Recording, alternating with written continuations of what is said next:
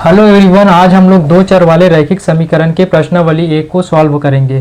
तो हमारा पहला प्रश्न है, निम्नलिखित कथनों को समीकरण के रूप में लिखिए। हमको जो कथन दिया है उसके हिसाब से समीकरण बनाना है। तो हमको पहला प्रश्न दिया हुआ है, एक विद्यालय के क्रिकेट के कोच ने 3 बल्ले और 6 गेंदें 3900 रुपये में खरीदी। वहीं से उन्होंने 1 बल्ला और 2 गेंदें 1300 रुपये में खरीदा। तो हमारे पास 3 बल्ले और 6 गेंद का मूल्य है 3900 रुपये, 1 बल्ला और 2 गेंद का मूल्य है 1300 रुपया। लेकिन 1 बल्ले का मूल्य कितना है और 1 गेंद का मूल्य कितना है ये हमको पता नहीं है। तो हम मान लेते हैं कि 1 बल्ले का कीमत है x रुपये और 1 गेंद का कीमत है y रुपये। तो मैं यहाँ लिख देता हूँ, माना कि 1 बल्ला का मूल्य बराबर 100 रुपये और 1 गेंद का मूल्य बराबर y रुपये। अब प्रश्न के अनुसार लिख देंगे, प्रश्नानुसार यहाँ पे बोला है 3 बल्ले। तो हमारे पास 3 बल्ला है, 1 बल्ला का मूल्य कितना है 100 रुपये, तो गुना 1 कर देंगे और यानी प्लस 6 गेंदें, 6 गेंद का मूल्य कितना है y रुपये, तो 6 को y से गुना कर देंगे। टोटल मिला के दिया है 3900 रुपये, तो ये हो गया 3900। अब इसको और हल कर देते हैं, 3 और 1 का गुना करेंगे तो 3x आएगा, 6 और y का गुना करेंगे तो 6y इक्वल टू 3900। तो ये हमारा पहला समीकरण आ गया, यही हमारा पहले का उत्तर हो गया। अब दूसरा समीकरण आएगा, 1 बल्ला और 2 गेंदें। 1 बल्ला है, 1 बल्ले का मूल्य है 100 रुपये, तो 100 से गुना कर देंगे और यानी प्लस 2 गेंदें 2, 1 गेंद का मूल्य y रुपये, तो y से गुना बराबर हो जाएगा 1300। तो इसको सॉल्व करेंगे तो हो जाएगा 1 और 1 का गुना हो गया x, 2 और y का गुना 2y इक्वल टू 1300। तो ये हमारा दूसरा उत्तर हो गया। इस प्रकार से हमारा पहले समीकरण का ये उत्तर हो गया और दूसरा समीकरण ये आ गया। इस प्रकार से आप लोग हल कर सकते हैं। हमारा दूसरा प्रश्न है, दो संख्याओं का योग 16 तथा उनका अंतर 8 है। तो इसको भी समीकरण के रूप में लिखना है। हमको एक संख्या कौन सी है और दूसरी संख्या कौन सी है ये पता नहीं है, लेकिन ये पता है कि दोनों को जोड़ने पर 16 आता है और दोनों को घटाने पर 8 आता है। तो मान लेते हैं, माना कि एक संख्या बराबर है x और दूसरी संख्या बराबर है y। तो प्रश्नानुसार हो जाएगा, पहला प्रश्न क्या बोल रहा है, दो संख्याओं का योग 16 है, तो x धन y बराबर हो जाएगा 16। ये हमारा पहला आंसर हो गया।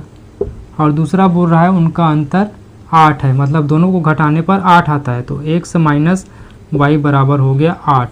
ये दूसरा समीकरण हमारा दूसरा आंसर। इस प्रकार से इसको हल करना था।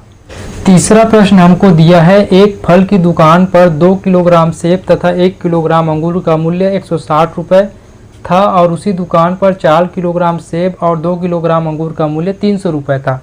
हमको दिया है 2 किलोग्राम सेब और 1 किलोग्राम अंगूर का मूल्य 160 रुपया, लेकिन हमको पता नहीं है कि 1 किलोग्राम सेब का मूल्य कितना है और 1 किलोग्राम अंगूर का मूल्य कितना है। तो हम पहले मान लेते हैं, माना कि 1 किलोग्राम सेब का मूल्य बराबर 100 रुपये और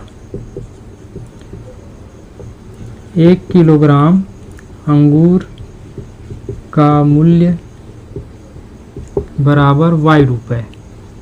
अब प्रश्नानुसार हो जाएगा,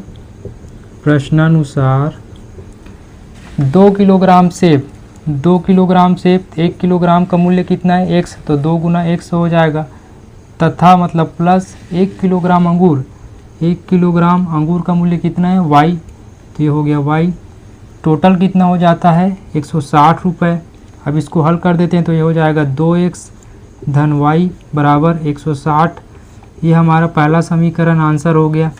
अब दूसरा क्या बोल रहा है, उसी दुकान पर 4 किलोग्राम से, तो ये हो गया 4 किलोग्राम सेब, 1 किलोग्राम का मूल्य कितना है x, तथा मतलब वह प्लस हो गया 2 किलोग्राम।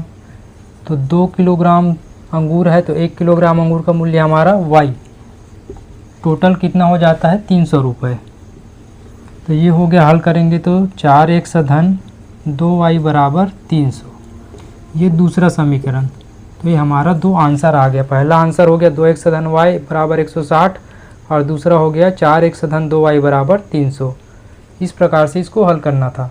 हमारा चौथा प्रश्न है, नरेश ने अपनी पुत्री से कहा कि 7 साल पहले मेरी आयु तुम्हारी आयु से 7 गुनी थी और अब से 3 साल बाद मेरी आयु तुम्हारी आयु की 3 गुनी हो जाएगी। तो इसको हल करने के लिए क्या करना है, हमको नरेश का वर्तमान आयु और उसकी पुत्री का वर्तमान आयु पता नहीं है। तो हम मान लेते हैं कि माना कि नरेश की वर्तमान आयु बराबर है 100 वर्ष और उसकी पुत्री की वर्तमान आयु बराबर है, मान लेते हैं y वर्ष। अब प्रश्न में कहा रहा है कि नरेश ने अपनी पुत्री से कहा कि 7 साल पहले। तो यहाँ पे प्रश्नानुसार 7 साल पहले नरेश की आयु क्या हो रही होगी। अगर मेरा आयु अभी 30 वर्ष है तो 7 साल पहले मेरा आयु कितना रहा होगा 23 वर्ष। मतलब 30 में मैंने 7 को माइनस कर दिया तो मेरा 23 वर्ष आ गया।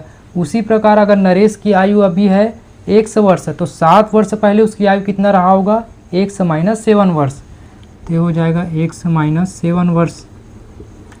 उसी प्रकार 7 साल पहले उसकी पुत्री की आयु कितना रहा होगा 7 कम रहा होगा। तो ये हो जाएगा y माइनस 7 वर्ष। अब बोल रहा है कि नरेश ने अपनी पुत्री से कहा कि 7 साल पहले मेरी आयु तुम्हारी आयु से 7 गुनी थी। तो नरेश की आयु कितना है 7 साल पहले 100 माइनस 7 और उसकी पुत्री की आयु कितना है y माइनस 7। तो उसकी पुत्री की आयु में 7 साल पहले हम 7 गुना कर देते हैं तो नरेश का आयु आ जाता है। तो अब इसको हल कर देते हैं तो 100 माइनस 7 बराबर हो जाएगा 7 का गुना करेंगे तो 7y माइनस 7 और 7 का गुना हो जाएगा 49। अब इसको इधर पक्षांतर कर देंगे तो ये हो जाएगा 1 माइनस 7y प्लस ये 49 इक्वल टू 0। अब इसको हल कर देते हैं और y वाले को लिख देते हैं तो 7y 49 में 7 को हटाएंगे तो कितना आ जाएगा ये 4 और ये 2 42 इक्वल टू 0। तो ये हमारा पहला समीकरण है, हमारा आंसर आ गया। अब दूसरा बोल रहे हैं, अब से 3 साल बाद मेरी आयु तुम्हारी आयु की 3 गुनी थी। तो अब 3 वर्ष बाद कितना रहा होगा। अभी उसका आयु 100 वर्ष है तो 3 वर्ष बाद हो जाएगा 100 धन 3 और उसकी पुत्री का आयु हो जाएगा y धन 3। तो यहाँ पे बना देता हूँ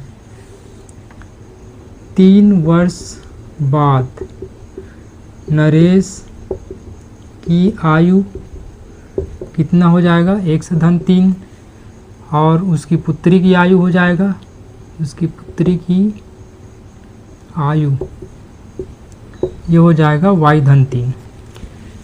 तो प्रश्न के अनुसार क्या बोल रहा है कि प्रश्न में 3 साल बाद मेरी आयु मतलब नरेश की आयु 100 धन 3, उसकी पुत्री की आयु कितना है y धन 3 का 3 गुना हो जाएगा। अगर इसमें पुत्री की आयु में 3 से गुना कर देंगे तो नरेश की आयु हो जाएगा 3 वर्ष बाद। अब इसको हल कर देते हैं तो ये हो जाएगा 100 धन 3, 3 का गुना करेंगे तो 3y और ये 3 तिया 9। अब इसको इधर पक्षांतर करेंगे तो 100 धन 3 minus 3y minus 9 equal to 0। अब ये हो जाएगा 1 ऋण 3y माइनस 9 में प्लस 3 को जोड़ेंगे तो हो जाएगा माइनस 6 इक्वल टू 0। तो हमारा दूसरा समीकरण ये दूसरा आंसर हो गया। पांचवा प्रश्न है, एक व्यक्ति घर से कार्यालय तक जाने के लिए 90 किलोमीटर की दूरी तय करता है। इसके लिए वह ट्रेन और टैक्सी का उपयोग करता है। व्यक्ति द्वारा टैक्सी से तय की गई दूरी ट्रेन से तय की गई दूरी की दुगुनी है। तो इसका समीकरण हमको निकालना है।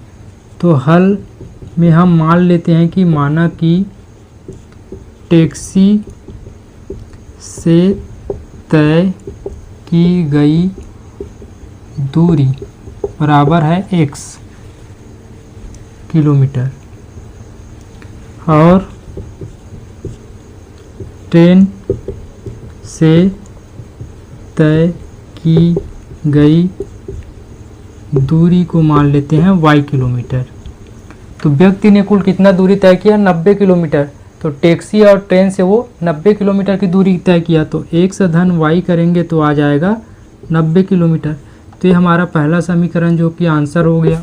उसके बाद बोल रहा है कि व्यक्ति द्वारा टैक्सी से तय की गई दूरी, टैक्सी से तय की गई दूरी x ट्रेन से तय की गई दूरी की दोगुनी है।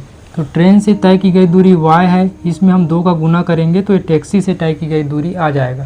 तो इस प्रकार से हमारा ये दूसरा समीकरण आ गया। तो ये हमारा दूसरा आंसर हो जाएगा।